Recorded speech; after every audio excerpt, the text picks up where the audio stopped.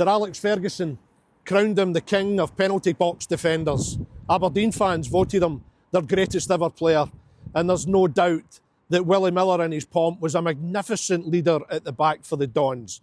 No conversation can overlook his outstanding career, but I'm especially interested in Willie's time as 3 years as boss at Pittodrie, the only club, surprisingly, he managed. I'm Derek McGregor, this is One on One.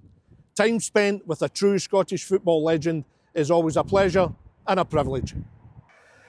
Willie, we're in the stunning Chester Hotel in the heart of Aberdeen. It's Christmas party season, and you may hear a few background singing.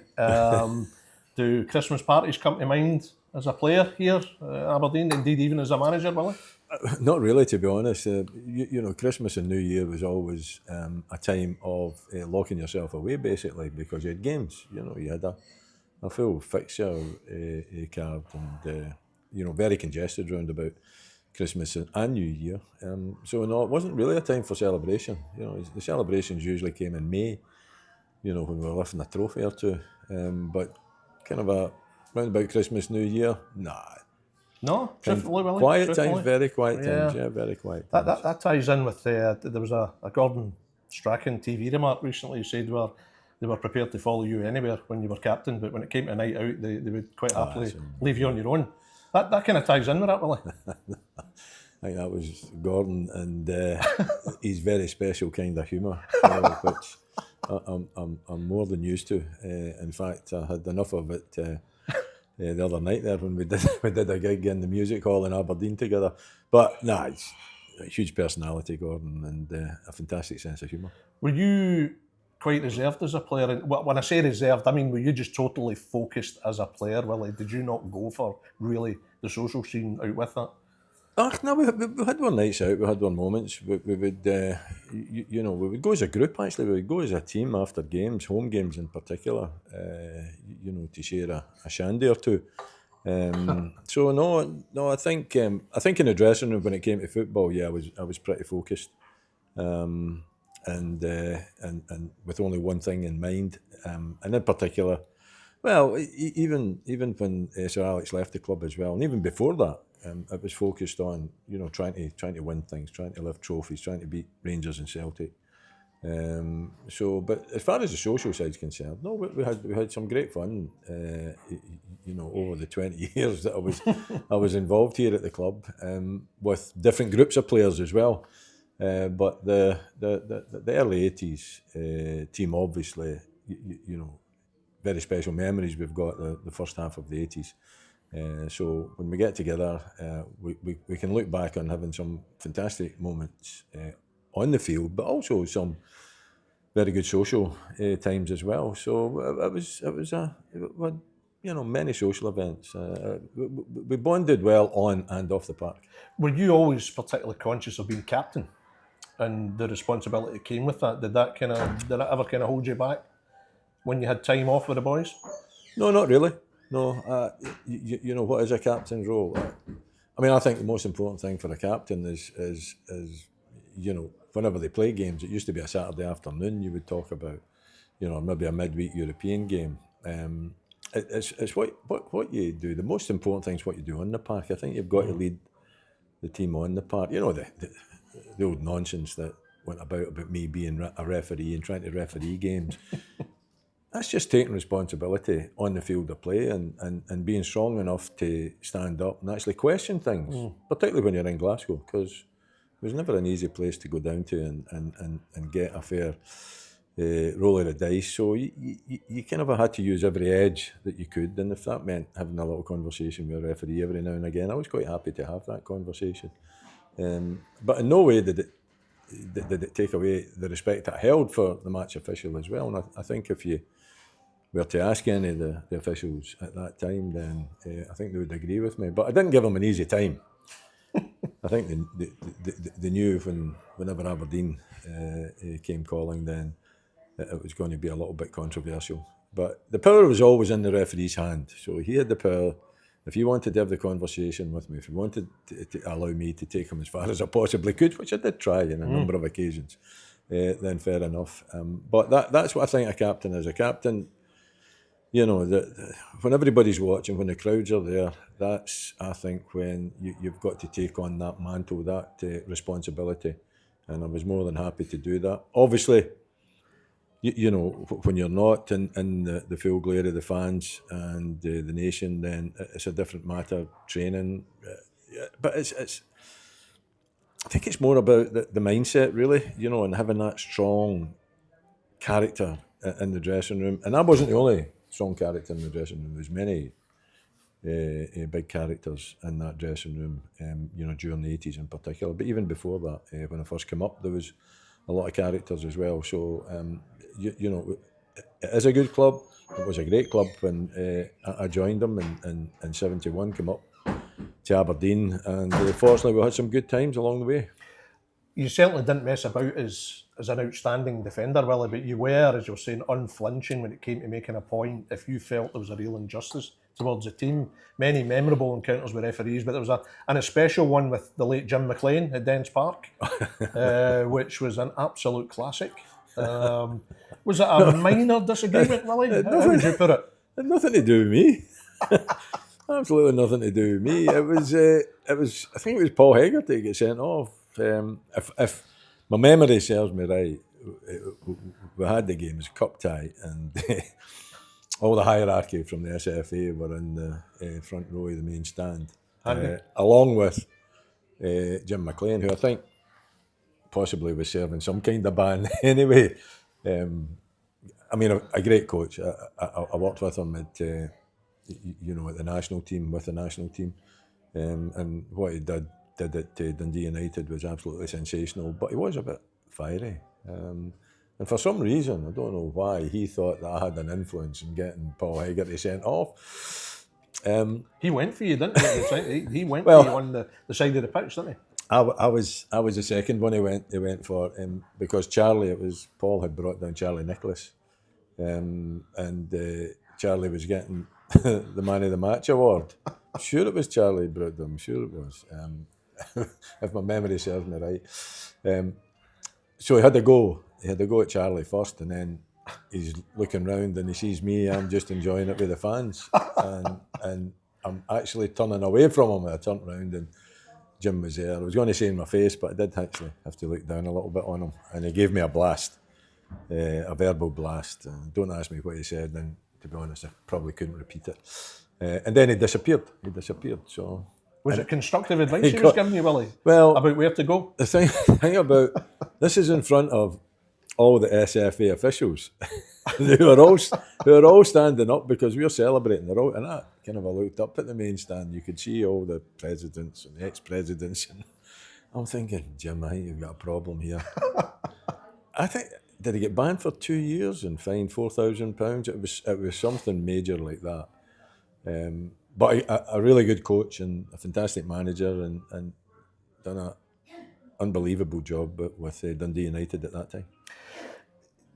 I was looking at several of your books at the time, Willie, and I think by about 1989 you kind of clearly established you saw football management as a clear path for you. You didn't want to, you know, at the end of your playing career, just walk away from the game. The thought of becoming Aberdeen manager, did it privately excite you? You know, obviously you were still playing and you were respecting who was the current manager. Mm-hmm. But did you start to think about one day maybe being Don's manager? At that time, you know, my focus was really on coaching. You know, the managerial side of it, I wasn't 100% sure of.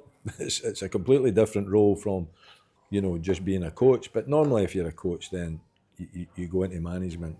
Although nowadays there's a lot of coaches that just are coaches and they never make that move. And didn't think Tony Docherty would make the move, but he, you know, I'm going to say late in his life, I can't say that, otherwise he'll be phoning me up. But you know what I mean, after being associated with Derek for so long and then going out on your own. So as a young man, what I wanted to do was get my coaching certificates, which I got. You know, went down to Largs and went through the procedure of getting the licence, and then just see where it took me. And and I was looking forward to, some coaching years, just nice and relaxed, maybe letting the man above me take all the flack and me just working in the background. But it never really worked out that way. Did you actually imagine that you would maybe have to leave Pittodrie to get your first manager's job and kind of make your mistakes elsewhere, maybe at a lesser level? I think that was a possibility. Yeah, I think the most important thing was just to get out there and coach and work with players and maybe try some different approaches and different formations, so that when the opportunity came to be a manager, then you were a bit more experienced and dealing with the football side.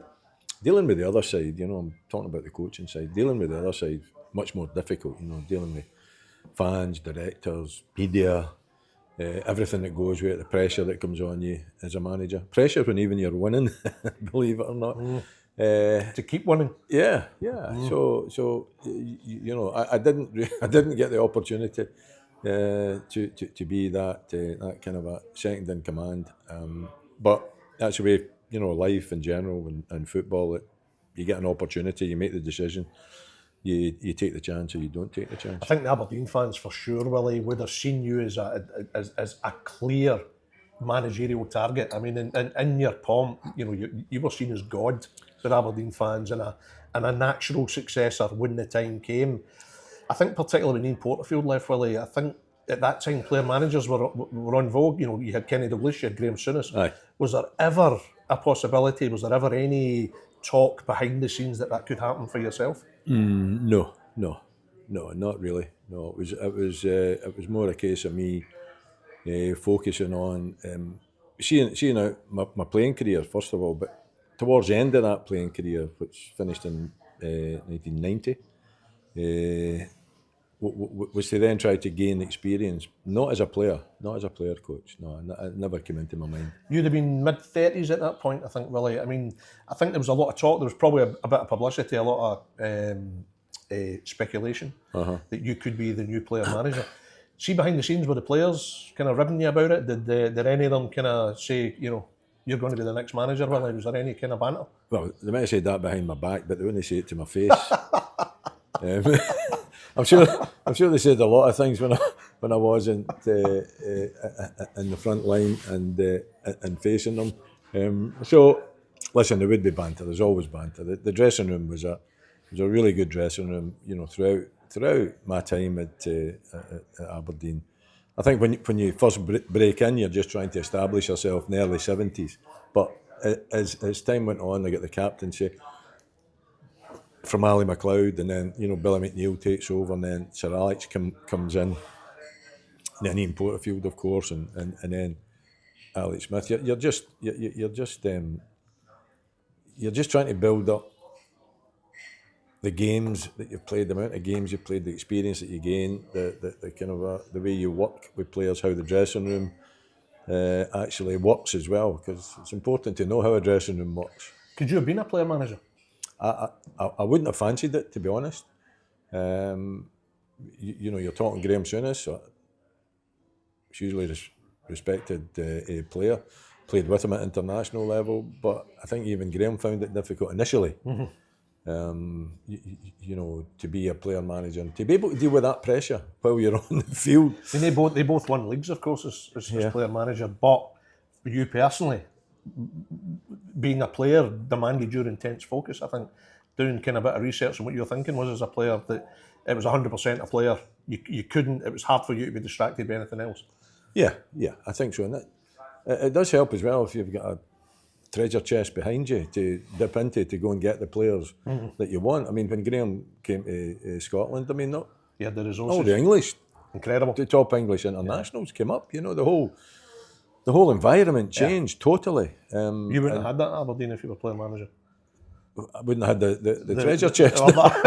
Or the same kind of significant resources that Graham and Kenny had. No, definitely not. And Kenny had it as well. Yeah. So no. I think it was never something in my mind anyway. I was just trying to go through, the coaching certificates, large, getting, good experience from, fantastic ex players and coaches, and it was a really good experience, large. learnt a lot down there, and it was to gain all that knowledge and experience. Of course, once you go out there, it's how would you describe? It's like you're playing in it a lot. You're playing at it a little bit when you're learning. Down at Lars, and you've got good coaches and how to set up a team and how to. You get that, you can do that, but then it's how you change a game, how you get the best out of players, how you manage the players, which is really important. How you deal with, players that are off form. How you deal with fans if things are not going well. I mean, I could go on and on and on. I think nowadays it's much. I think you get much more rounded, and it takes a lot longer as well to get your coaching certificate. Your playing career was kind of abruptly ended by injury, much to your pain. It was, you planned to play a bit longer. Yeah. Tell me about the circumstances that led to you becoming manager, Willie, because they're quite extraordinary. You didn't exactly get the chance to kind of bed yourself in as a coach before suddenly. There it was, the opportunity. It was, and when you get that opportunity, you can say yes, or you can walk away from it and just quite happy where I am. I was actually. It was really strange what happened with Alex Smith, and I was invited by Alec on the Thursday and the Friday. Had conversations about actually joining him. I was taking the reserve team and actually joining him with the first team and being a coach. Like a third coach, just to be there, to gain experience, to take some sessions as well, and to be part of the first team coaching team. And he gets sacked on the Saturday. So the whole thing just got turned on its head. So from, being afforded the opportunity to work with, Alec and the coaching team and the first team, then I was offered the job, I think, on the Sunday or the Monday. When Alex first came to you with that proposition, I'd imagine that would have been the ideal scenario for you. Yeah. Alex being even then a kind of doyen of managers. Jockey Scott and Drew Jarvie still there as well at the time? Drew was definitely still there. Yeah. I think Jockey not leave to be his own man. But Alex, a superb manager. I mean, you must have been astounded at what happened a mere 48 hours later. Yeah, I was. I wasn't expecting it. It was, although when I say I wasn't expecting it, the pressure was certainly on. Alex at that time, because of the run of results and where everything was going. So there was no doubt that the pressure was on, but I didn't think that it was, the call was going to be made.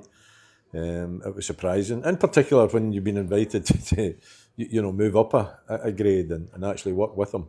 And that decision would have been made at board level as well. So it's not just Alex Smith asking me to move up. He would have had to have had the conversation with the board. So for that conversation to be had, and then 48 hours later he's no longer the manager, I found strange. But that's the way football is, and we've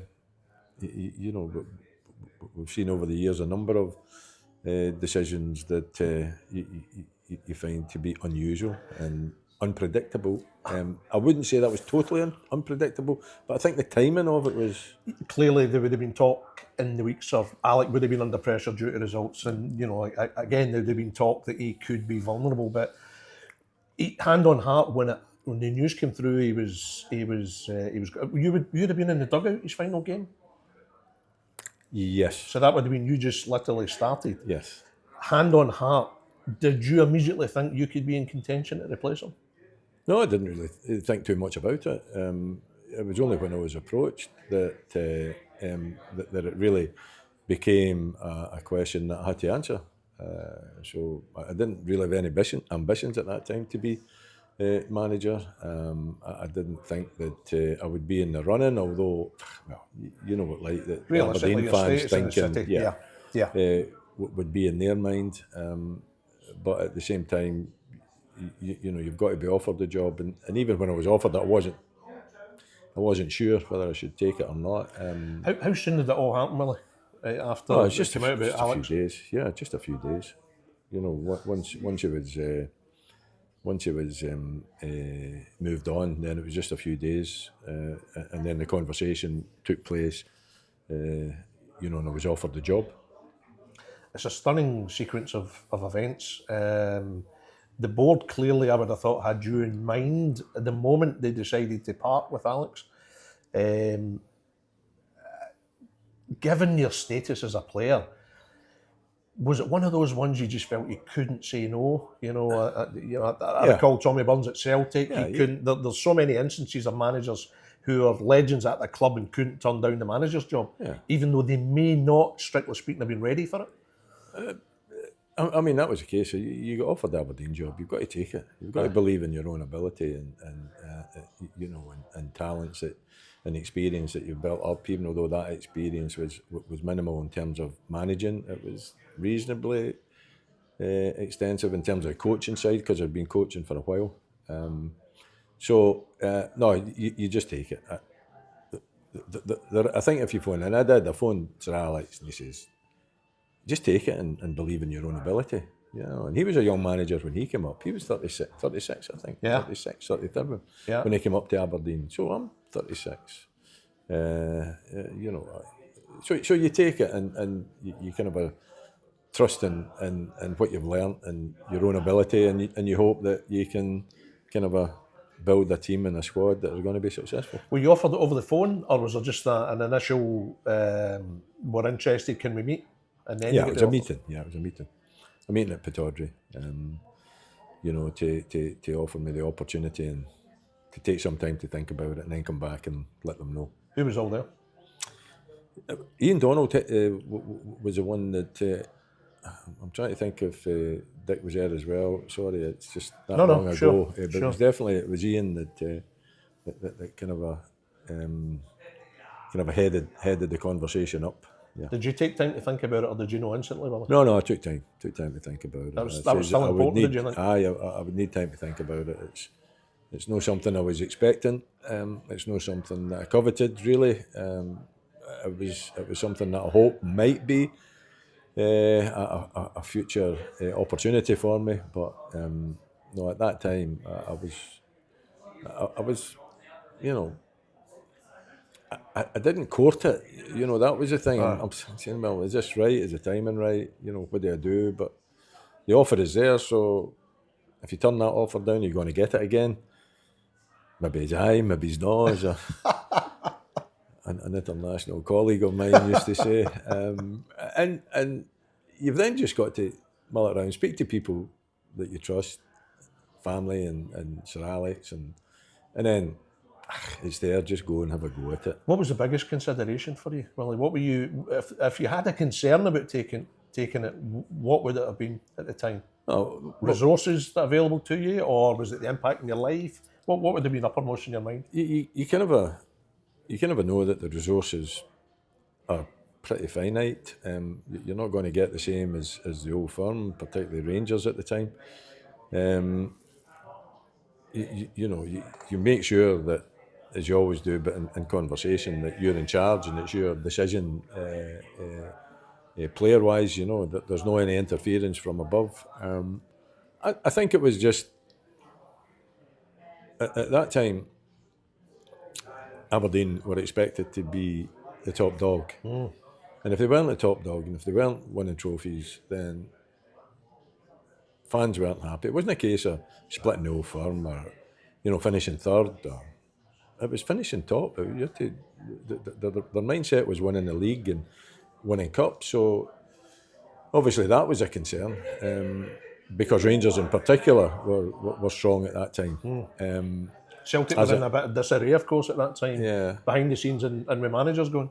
Yeah, well, as I found out, because I finished first 2 seasons, I finished second in the league to Rangers, and I was beaten in 2 cup finals as well by Rangers. So they were the top team at the time. They were the team that you had to try and. But there was still Celtic. I mean, Celtic were still very difficult opponents. But the mindset in Aberdeen was not to finish second; it was to finish first, or to lift trophies. And for long enough, of course, as Aberdeen captain, Willie, that had been your mentality anyway, and it was particularly drummed into you by Sir Alex. So naturally enough, when you became manager, that was important to you. And I would imagine with the squad you inherited, we're not messing about here. We're going to be we're going to try and be number one. Yeah. No matter how formidable Rangers seemed at the time. Yep, exactly. That's where we were. That's where Aberdeen were at the time.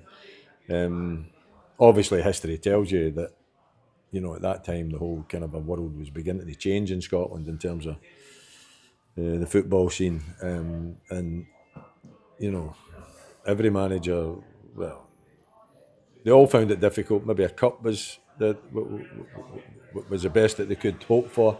A League Cup, Scottish Cup, perhaps, but the league was still the one when I took over as manager that they were kind of screaming for. That's the one that they wanted to win. Now, was that attainable? No, you finished second in 2 years. I think the first year was a smaller gap than the second year. But Rangers were good, Rangers were a good side. So, but you can't tell the fans Rangers are a good side. No, I mean, I think certainly not up here. No, of course not, Willie. But the 92-93 season, I mean, circumstances have been different. Rangers could have reached the Champions League final that year. That indicates their strength. I mean, you were ferociously competitive as a player, got your rewards. See, when you became manager, did that intensify even more, Willie? That need to win for Aberdeen? No, I don't think so, because I mean the need to win was always there, absolutely. But you have to manage in your own personality, and that was a bit of advice that I got from Sir Alex was, don't try to copy anybody. Don't try to do an Alex Ferguson. Don't try to be me. Don't try to be Alex Smith. Don't try to be Billy McNeil. Don't try to be any of the managers that you've played under. Manage with your own personality. It's got to be you. That's there, having the team talks, having the conversations with the players, having the quiet conversations, having the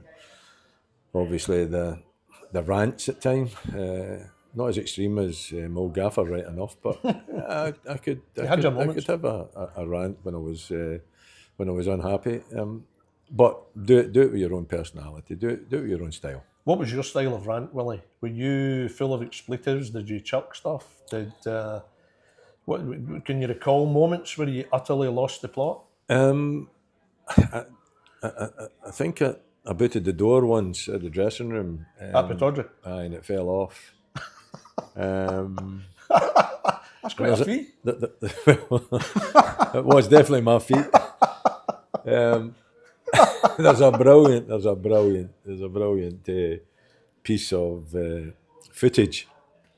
And of course, the press picked up on it, with the door being carried out along the trackside of the main stand with the DIY guys, to take it away to fix it. Try to repair it. Was there a hole in it? No, that's still not. The Terry Butcher's dent in the referee's door is still there to this day, and that will never be taken away. That's part of the folklore. Did you have to pay for the cost of it? Was it taken off your wages? No, I don't know. It obviously wasn't fitted properly. I can only imagine the fear of the players inside when they're instantly confronted with the door getting kicked down. I think sometimes it brings a little bit of humour, Yeah. You boot it and it wobbles, and it just kind of it didn't actually fall, but it kind of came off its hinges. You can see everybody looking.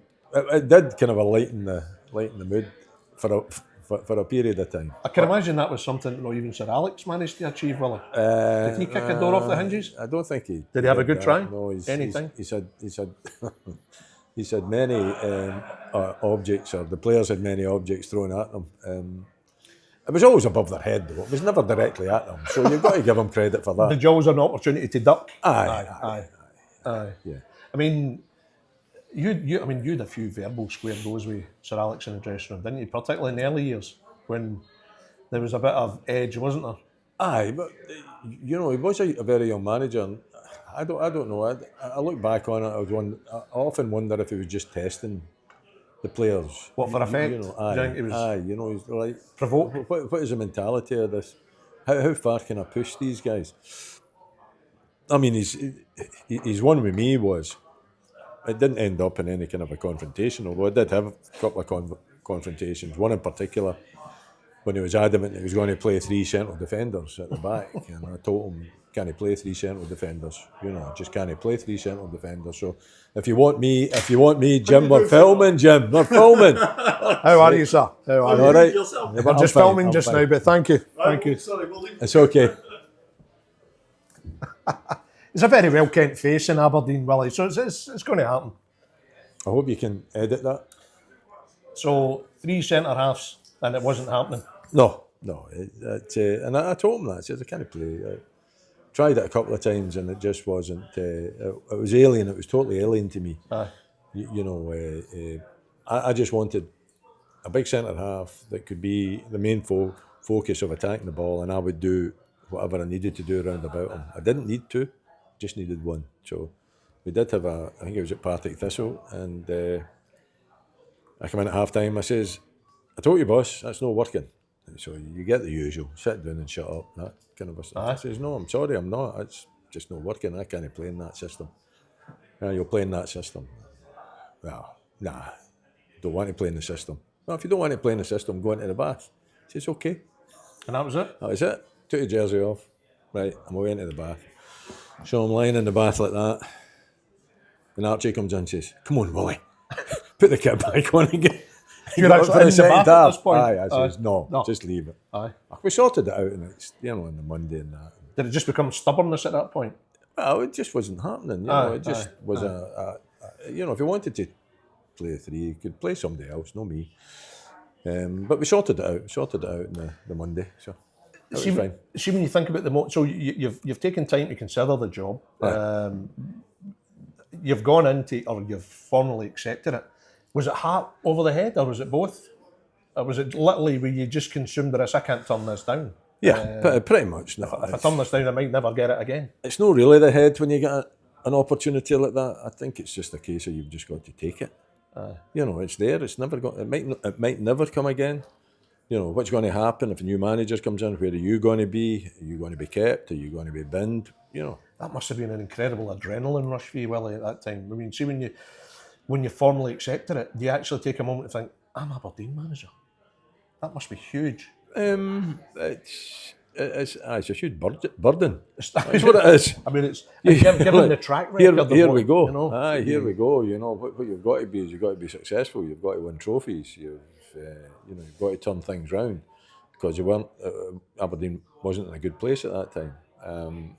A huge responsibility. So, there's a bit of concern there whether you're up to the job or not, but determination that you can do it.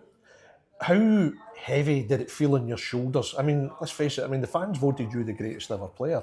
You're the manager. The expectation's enormous. You're the man who led them to 2 European successes. Suddenly you're in charge, and people are almost like taking it for granted that it's going to continue with you as manager. Yeah, but it's not as simple as that, and maybe, the fans would think, pretty linear that's the way it was going to go, but at the same time, you've got to take everything else into consideration.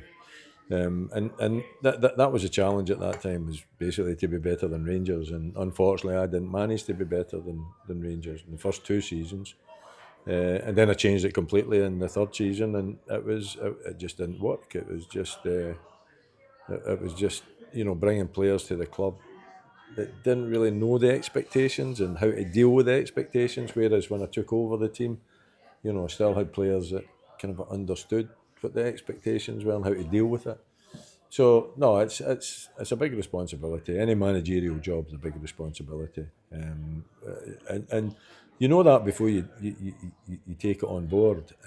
But as your first managerial job, you don't know how much of a load it is upon you.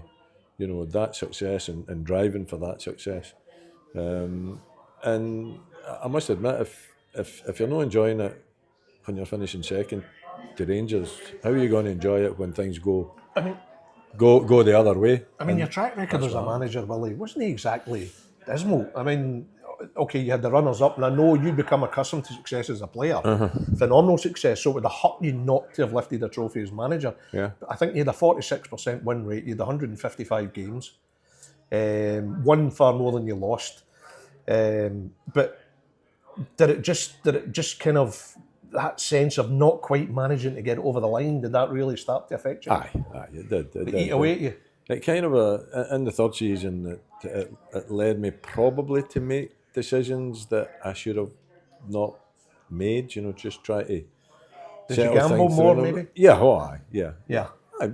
You bring good players to the club from other clubs, but they don't perform at the level that you're expecting them to perform. But a lot of that's because of the expectation at Pittodrie. The expectation was the same as Rangers and Celtic. Let's get that right. The expectation when I took over was the same as Rangers and Celtic. Yeah. It was to win and win and win. Yeah. But when you've got that expectation, I suppose, it maybe shouldn't be surprising to me that some players couldn't deal with it. But I'm not putting the blame on players. I picked them. It was my decision to bring them to the club. It was my decision to play the formations that we played. But I think people thought that when I took over that it was going to be a more defensive type of game. In fact, it was the complete opposite. If you look at the goals that were scored, when I was manager, particularly in the first two seasons, it's right up there. Shearer in particular, Pat Linen, as well. When you signed Billy Dodds for 400,000, Dodgy. big money then. He came in, but even Dodgy will admit that he missed one or two opportunities in the final season. That was. Which you still remind them of course. Now and again. Yeah. But Aberdeen would give you a bit of money. It wasn't the same as Rangers, obviously, and certainly the wages weren't the same. But I wasn't starved of cash. They did support me, so you've got to be grateful for that. And it was then down to me to put that team together. But first 2 years, very good. A lot of exciting football, a lot of goals, close, in the league and the cups. But it still wasn't good enough. So you've got to change it if it's not good enough. I mean, I know Aberdeen well, Willie. I've had 2 spells working up here, and it's a city, but I also know it can feel like a town at times. You almost get a sense at times that everyone, faces. So you're manager, and it's not quite working out how you would have wanted. How did that affect you within the city? Did you become self-conscious, or did you quickly become aware from fans that it wasn't quite happening as they were thinking it was going to happen? Listen, fans let their feelings be known whenever you stop getting results. Absolutely. Did you find that in the city when you were out socially? I found it at Pittodrie. It's not an easy place to walk down for dressing room or tunnel to where we sat and watched the game. Really? Did you get some stick? Oh, aye. Yeah. But you expect, listen, it doesn't matter who you are or what you've done for the club as a player. The manager is that you've got to take that responsibility, and in taking the responsibility, then what comes with that responsibility is how the fans feel. That's hard. That must have been hard, Willie. Did that not hurt you, given your record as a player, or were you still realistic enough to know fair dues? I can't complain about that. You can't complain about it, and in particular, some of the results and the performances we had in that third year. When I had quite a clear out. The first 2 years were fine. Because we were winning games. They didn't have any reason not to be unhappy. What was the level of abuse like as you were making that long walk from the tunnel to the track? Would it get quite personal? Would it get quite out of order? Just the usual stuff. It's just fans. That they're frustrated, that they're unhappy. They want to see their team winning, and it doesn't matter who you are. It's the same with David Gray at Hibs. He would be getting the same too, although his walk is quite a short walk at Easter Road. Mine was a little bit longer, and Aberdeen managers have had to do that walk over the years. And if things have been going badly, then they've all felt it. Did you sometimes kind of dread the idea of that walk because you knew it was going to come? It's faced up to it. Yeah, you've got to. But what you can't do is get involved. You've just got to take it, listen to it, and keep your eyes focused and forward and not get involved with it. Did you see some faces that you recalled as a player that were up on their feet applauding you?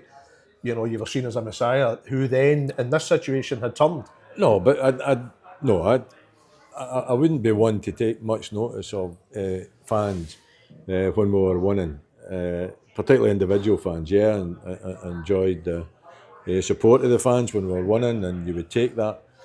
But no, it's not like I would recognise someone that probably the ones that were having a go would still be having a go up to a certain point when you were winning. It's just that's their personality. So fans are fans.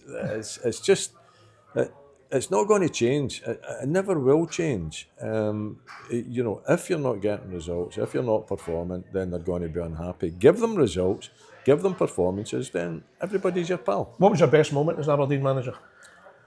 Oh my goodness.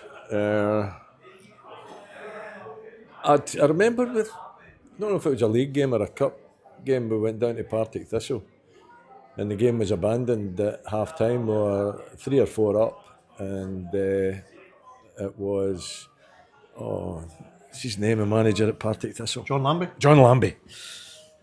And John Lambie, so the snow came on and I'm thinking, right, okay, he'll send the troops out to clear the lines.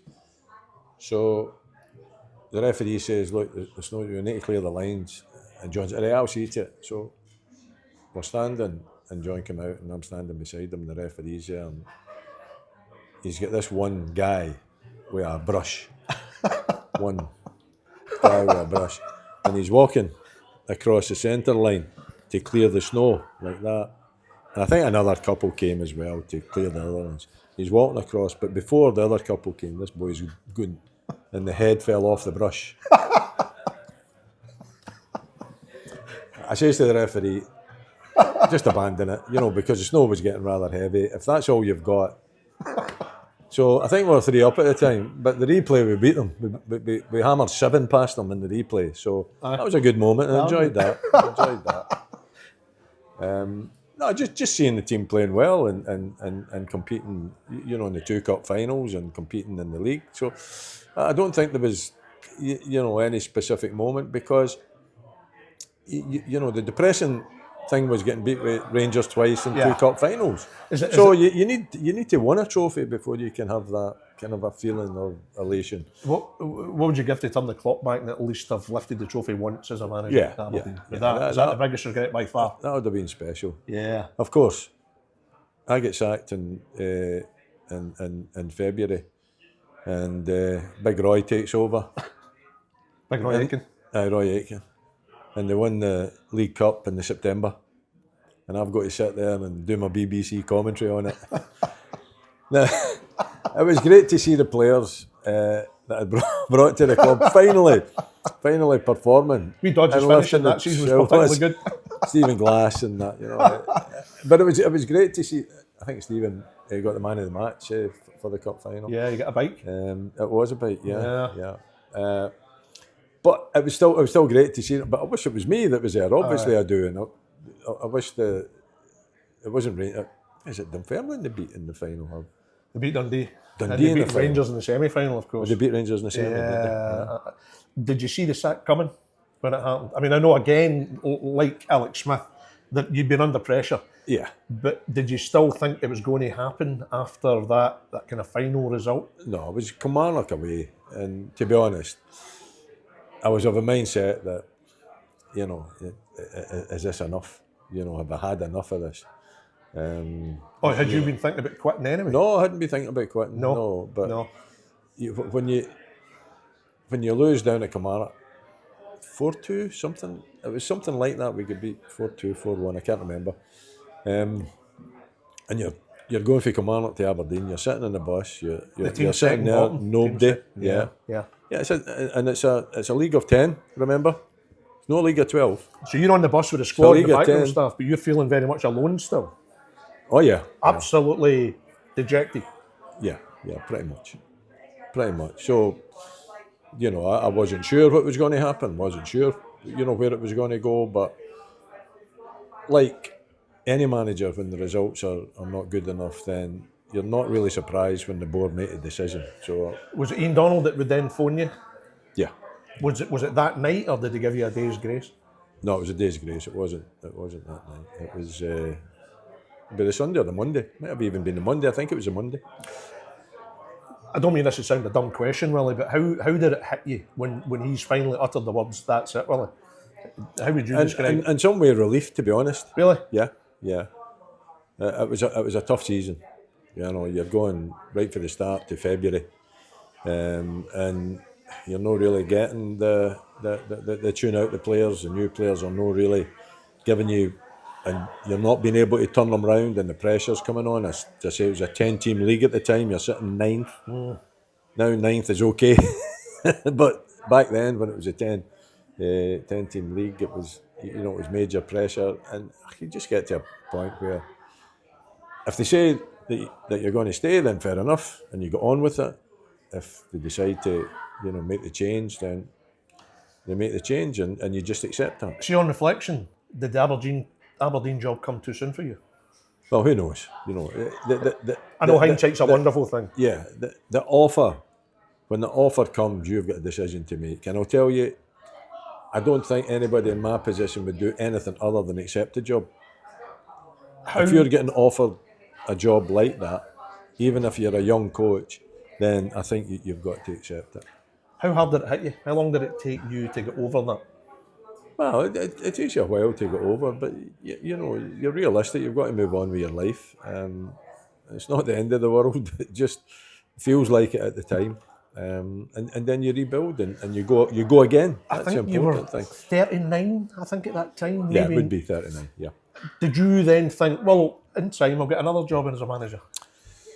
What was your thinking at that point? I wasn't sure. I think if I could have got an offer of a coach, I would have been more happier. Than being a manager again? But once you're a manager, it's difficult to move back down to being a coach. So I think when I looked at it, I didn't really get an offer after. That's incredible, Willie. Yeah, there was nobody phoning me up and wanting me to go. I got one offer before I became the Aberdeen manager, and that was at Arbroath. Really? To be their manager. Yeah. How tempting was that? Didn't really kind of float my boat, to be honest. Did they push the boat out? It was part time. You know, it was. They had a committee as well rather than a chairman. I had never, you know, really played at that level, so I wasn't sure what to expect with part-time players. And when I thought about it, the decision was to stay at Aberdeen and be the reserve team manager or the Arbroath first team manager, and I preferred the former. When you left Aberdeen, I mean, your name in the game, your status, your record, as I said, I mean, it was not the worst, Willie. No. And yet you're telling me you never got an offer, and even in the years that followed. Not to manage, no. No, the phone never rang for me, and that's incredible. And I never. I think you could put the word out though. You could put yourself about, you know, and maybe apply for jobs. But I never applied for another job. Were you surprised, disappointed that you never got an approach or even a sniff of another position? I thought some team might have come in, but they never. So, but I don't. You know, how does it work? I think you've got to be out there. You've got to be in their faces. If you're not. Obviously, you know, nobody thought that. Maybe they thought that I didn't want to be involved as a manager anymore. It certainly, you know, felt like that. But was I surprised? In a way, I was surprised. But you know, that's the way it is. Football. You've got to, when you get the opportunity, take it. You've got to make the best of that opportunity. If the opportunity doesn't come along again, then you make a life elsewhere. You make a life in broadcasting, or you become a director. You know, there's other opportunities in football to fill your time with, and you know, enjoyed my time as a director here, as a development football.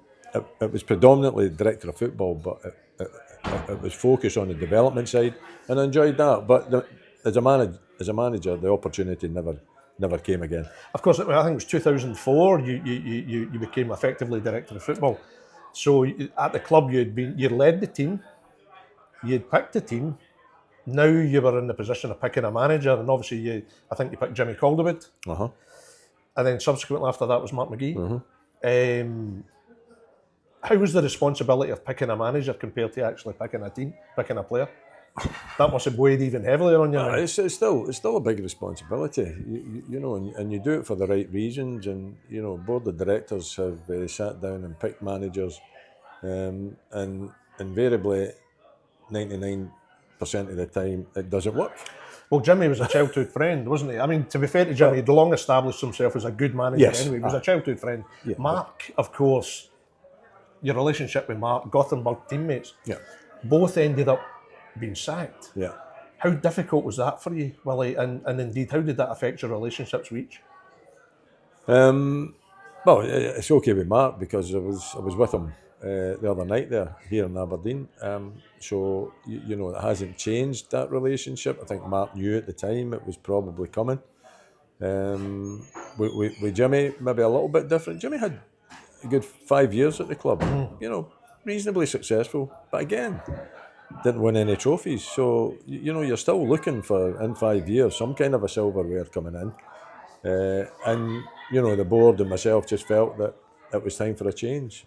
Yeah, at that particular stage, your personal friendships can't come into it, and you No. can't shirk from, in your mind, what had to happen. No, it's just business, you know, and it's football business, and it's a football world, and you know, Jimmy knew it, Mark knows it, and I know, and you know, it's then the responsibility, not just my responsibility, but the board of directors' responsibility to make the right move for the club. Next year's a big one for you, Willie. You turned 70. Thank you. Forgive me for reminding you of that. Thank you. You don't look it, of course. Don't look it, of course. But it will also be 30 years since you were last a manager. Mm-hmm. How do you look back on it all? You know, if you were to kind of summarise it, 30 years. Does it nag away at you? Well, what if I'd become a manager again? Or did you, after a few years when it wasn't happening, did you just quickly move on from that? Yeah, I moved on. Move into punditry and... Yeah. I know. I've no kind of regrets looking back. I think I couldn't say, even when I was finishing second and going to cup finals, that I hugely enjoyed being a manager. I think it was challenging. I think the expectations were high at Aberdeen at that time. I enjoyed the kind of a day-to-day part of managing the coaching part. Dealing with everything else is a different matter. I didn't enjoy that particularly much. But when I look back, it was a 3 years that 2 years was fine. And the last year, the third year, was just a bit of a disaster. And in football, when you've got a team that's gone through a spell for most of the season, the way Aberdeen were going, then you've just got to expect, it doesn't matter who you are, you know, you just got to expect the worst. The thing I particularly enjoy for you just now, Willie, is that I think as a radio pundit, as a TV pundit, the older you become, I think the less of a stuff you give about your opinions, which makes you an even better pundit. It doesn't matter who it is.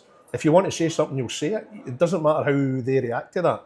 Do you see yourself carrying that beyond your 70th birthday? Do you enjoy it? Do you see yourself carrying on? Yeah, hopefully. Yeah. I mean, but what I hope I give is an honest opinion on what I see. Yeah. You know, that's I've got no agenda with anybody. I'm not going to because I've spent all my life in Aberdeen and all my football life at Pittodrie. If it's not right, then I've got to say it's not right. Well, by the way, if it is right, then I'm only too happy to shout it from the rooftops. Well, I think particularly memorable was your thoughts on Neil Warnock. Do you still look back in that period as just being incredible? I think I upset Neil. I didn't go out with the kind of a focus on upsetting Neil, but I just thought it wasn't the right decision to bring him to the club.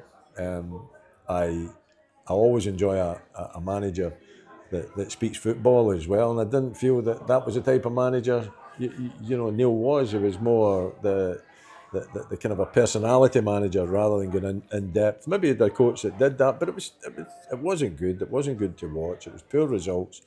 It was up for a short period of time. You know, it just didn't work out. So Peter Leven took over, and you know, things started to turn round. Same bunch of players, and all of a sudden start to win games. And now we've got Jimmy Thielen, and everything's rosy. Everything's wonderful at Pittodrie.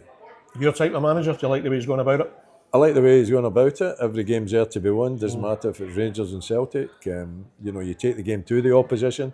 He doesn't change much. He's got a formation. He's got the players, working for him. He's turned players that looked as though they didn't have a future at Aberdeen. Shaden Morris, Basawin, Papa Gay. These guys have just been turned round, and all of a sudden Duke as well, who looked as though he was on his way out.